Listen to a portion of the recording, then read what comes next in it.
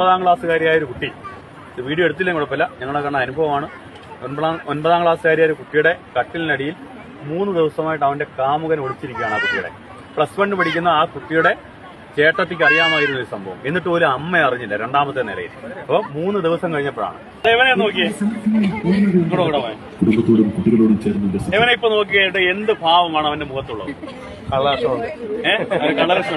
അല്ല, അവൻ എന്റെ അടുത്തേക്കുന്നുണ്ട് ചിലപ്പോൾ ഒരു ഭയം കാണാം. അല്ലെ, ഭയക്കേണ്ട കാര്യമില്ല, ഞാൻ അവനെ ദത്തെടുത്തിരിക്കുക. അപ്പൊ അല്ലെങ്കിൽ അവന്റെ മുഖം എന്തായിരിക്കും? ഇപ്പൊ ഒരു ചെറിയ ചിരിയില്ലേ ഉണ്ട്. ഇനി ഇവന് തലവേദനയാണെങ്കിൽ അവന്റെ അവസ്ഥ എന്തായിരിക്കും? ചോദ്യമാണ്. ഞാൻ എന്തുകൊണ്ടാണ് പറഞ്ഞുകൊണ്ടാലും പിന്നെ പറയാം. ഇവന് തലവേദന എടുക്കുകയാണെങ്കിൽ അവന്റെ കണ്ണ് നോക്കിയാൽ വേദന അറിയാൻ പറ്റും അല്ലേ? അതുപോലെ നമ്മുടെ പെൺമക്കളുടെ ആയാലും മുഖത്ത് നോക്കിക്കഴിഞ്ഞാൽ അവർക്ക് സന്തോഷമാണോ, വിഷമമാണോ, സങ്കടമാണോ, അവരാരെങ്കിലും ഭീഷണിപ്പെടുത്തിയിട്ടുണ്ടോ എന്നൊക്കെ അറിയാൻ പറ്റും. അതുകൊണ്ട് ഞാൻ പറയുന്നത്, നിങ്ങൾ ആദ്യം ഇതൊക്കെ നോക്കുന്നതിന് മുമ്പ് അവരുടെ മുഖത്തേക്ക് നോക്കണം. സ്കൂളിൽ പോയിട്ട് വരുമ്പോൾ അല്ലെങ്കിൽ കോളേജിൽ പോയിട്ട് വരുമ്പോൾ മുഖത്തേട്ട് നോക്കുമ്പോൾ അറിയാൻ പറ്റും അവർക്ക് സന്തോഷമാണോ, വിഷമമാണോ, ദുഃഖമുണ്ടോ എന്നൊക്കെ അറിയാൻ പറ്റും. എന്നിട്ട് എന്ത് ചെയ്യണം? ഒന്നാമത്തത്, അവർക്ക് വിഷമം ഉണ്ടെങ്കിൽ അവരുടെ ചോദിക്കണം എന്താണ് അവരുടെ വിഷമത്തിന് കാരണം എന്ന് ചോദിക്കണം. അത് മനസ്സിലാക്കണം. രണ്ടാമത്, അപ്പൊ ഇത്രയും കാര്യങ്ങൾ സംസാരിച്ച് അവരുടെ മുഖത്ത് നോക്കി 2 വാക്ക് 2 മിനിറ്റ് സംസാരിച്ച് കഴിയുമ്പോൾ അവരുടെ മുഖഭാവം നമുക്കറിയാൻ പറ്റും, അവരുടെ മനസ്സിലിരിപ്പ് നമുക്കറിയാൻ പറ്റും. എന്തുകൊണ്ടാണ് അങ്ങനെ ചോദിച്ചതിന് കാരണം മനസ്സിലായോ? അതായത് കഴിഞ്ഞ ദിവസം പത്രം വായിക്കത്തില്ലല്ലോ, നല്ല ശീലമല്ലല്ലോ. അതുകൊണ്ടാണ് ഞാൻ പറയുന്നത്. കഴിഞ്ഞ ദിവസം 4ാം ക്ലാസ്സുകാരിയായ ഒരു കുട്ടിയുടെ ബാഗ് അമ്മ പരിശോധിച്ചപ്പോൾ 2500 വിലയിരുന്ന ഇലക്ട്രോണിക് സിഗരറ്റ് ആ ബാഗിൽ നിന്ന് കിട്ടി. ആ 4ാം ക്ലാസ്സുകാരിയായ 9കാരിക്ക് എവിടെ നിന്നാണ് ഇലക്ട്രോണിക് സിഗരറ്റ് കിട്ടിയത് നമ്മൾ ചിന്തിക്കണ്ടേ? എവിടുന്ന് കിട്ടി? 8ാം ക്ലാസ്സുകാരിയായ ബാഗ് പരിശോധിച്ചപ്പോൾ MDMA. എന്താണ് MDMA അറിയോ? മാരകമായ മയക്കുമരുന്നായിട്ടുള്ള MDMA ആണ് 8ാം ക്ലാസ്സുകാരിയായ ബാഗ് പരിശോധിച്ചപ്പോൾ കിട്ടിയത്. ആ കുട്ടി ആത്മഹത്യ ചെയ്തു. കാരണം എന്താണെന്ന് അറിയണ്ടേ? 8ാം ക്ലാസ്സുകാരി ആത്മഹത്യ ചെയ്യുന്ന കാരണം എന്തായി? ആ കുട്ടിയെ ഈ MDMA ചെറുതായിട്ട് കൊടുത്തിട്ട്, ക്രീം ബിസ്ക്കറ്റിനകത്ത് MDMA കൊടുത്തിട്ട് ആ കുട്ടിയുടെ നഗ്നമായ ഫോട്ടോ എടുത്തു.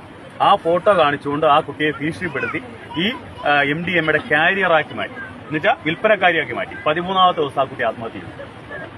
അപ്പൊ ഇതൊക്കെ പത്രത്തിൽ വരുന്ന വാർത്തകളാണ്, ഞങ്ങൾ കേസെടുക്കുന്നതാണ്. അപ്പൊ നിങ്ങൾ ദയവായി എന്ത് ചെയ്യണം? നമ്മുടെ മക്കളുമാരെ കെയർഫുൾ ആകാൻ വേണ്ടി നോക്കുക. സ്കൂളിൽ പോകുമ്പോഴും വരുമ്പോഴും നമ്മുടെ മക്കളുമാരെ വളരെ കെയർഫുൾ ആകണം. അവരുടെ കാര്യങ്ങൾ സംസാരിക്കണം.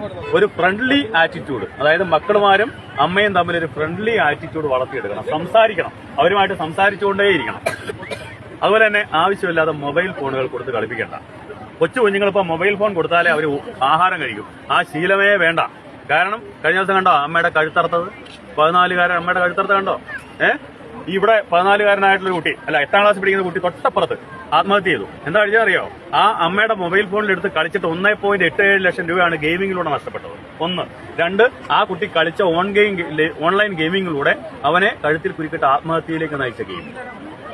അപ്പൊ നമ്മൾ ഈ PUBG, ഫ്രീ ഫയർ എന്നൊക്കെ പറയുന്ന സാധനങ്ങൾ കളിപ്പിക്കുമ്പോൾ നമ്മുടെ മക്കളുമാരെ നഷ്ടപ്പെടുമെന്നും നാളെ നമുക്കെതിരായിട്ട് അവർ വിരൽ ചൂണ്ടുമെന്നും കൂടെ ആലോചിക്കണം. അപ്പം ഇത്രയും കാര്യങ്ങൾ ഞാൻ നിങ്ങളുടെ പറഞ്ഞു തന്നത് നിങ്ങളുടെ അറിവിലേക്കാണ്. കഴിഞ്ഞ ദിവസം കണ്ട ഒരു കാര്യം കൂടെ പറയാം. കഴിഞ്ഞ ദിവസം 9ാം ക്ലാസ്സുകാരിയായ ഒരു കുട്ടി, ഇത് വീഡിയോ എടുത്തില്ലെങ്കിൽ കുഴപ്പമില്ല, ഞങ്ങളെ കണ്ട അനുഭവമാണ്.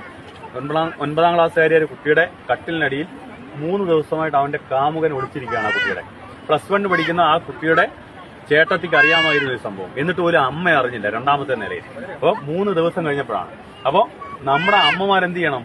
കുറേയൊക്കെ ഈ ട്വിറ്ററും ഫേസ്ബുക്കും വാട്സാപ്പും ഒക്കെ കളിക്കുന്നതൊക്കെ ഒഴിവാക്കും. നമ്മുടെ മക്കളുടെ സേഫ്റ്റിക്ക് വേണ്ടി, നല്ലതിന് വേണ്ടി അവരെ ഒന്ന് വാച്ച് ചെയ്യുക. മൊബൈൽ ഫോണിലുള്ള കളിയൊക്കെ ഒന്ന് ഒഴിവാക്കിക്കുക. കൊച്ചു കുഞ്ഞുങ്ങൾക്ക് കൊണ്ട് മൊബൈൽ ഫോൺ കൊടുത്ത് കളിപ്പിക്കണ്ട. ഇപ്പൊ കണ്ടില്ലേ, കൊച്ചു മൊബൈൽ ഫോൺ ഇങ്ങനെ തോണ്ടിക്കൊണ്ടാണ് ആഹാരം കൊടുക്കുന്നത് ചെറിയ കുഞ്ഞുങ്ങൾക്ക് വരെ. അത് ശീലിപ്പിക്കേണ്ട. ആ ശീലങ്ങളൊക്കെ മാറ്റുക. അത് തെറ്റായ ശീലങ്ങളാണ്. അത് നാളെ നമ്മുടെ മക്കൾക്കും നമ്മുടെ കുടുംബത്തിലും ഒക്കെ ദോഷം വരുമെന്നുള്ള കാര്യം ഒന്ന് മനസ്സിലാക്കുന്നത് നല്ലതായിരിക്കും.